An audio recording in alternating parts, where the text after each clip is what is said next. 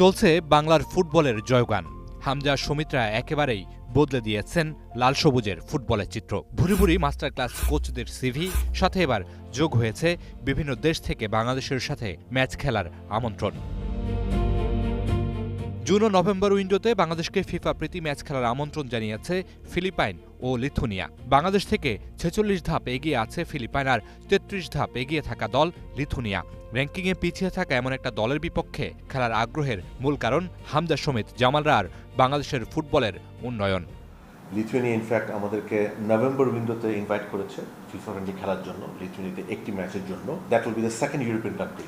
এবং সাধারণত আমরা ইউরোপিয়ান দেশগুলিকে চেস করে ওদের সময় পাই না। সেখানে লিথুয়ানিয়া যে আমাদেরকে আমন্ত্রণ জানিয়েছে, এটা this was a fantastic thing. 3টি দেশ থেকে খেলার ইনভিটেশন পাই এবার। একটা ছিল গ্রেনাডা ইটালিতে, একটা ছিল ফিলিপিন আইদার বাংলাদেশে অথবা ওদের ওখানে, আর একটা ছিল লিথুয়ানিয়াতে।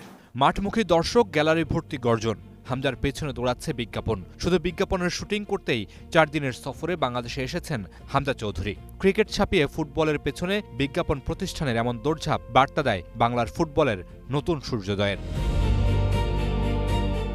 শুধু জাতীয় দল নয়, যুব দলকে নিয়েও হচ্ছে আলাদা পরিকল্পনা। হামজাদের ব্যাকআপ তৈরিতে মনোযোগ দিতে চায় বাফুফে। আমাদের সভাপতি তাদেরকে বলেন যে তাদের ইয়াং রেফারিজ যদি বাংলাদেশে রেফারিং করতে চায় এবং আমাদের ইয়াং প্লেয়াররা যদি সেখানে ইউথ লিগে খেলতে পারে, সে ব্যাপারে তিনি কোঅপারেশন চান এবং তারা সে ব্যাপারে আশ্বস্ত করেন এবং তাদের জেনারেল সেক্রেটারি বলেন যে এই বিষয়গুলি নিয়ে আমাদের সাথে ফলো আপ মিটিং করবে।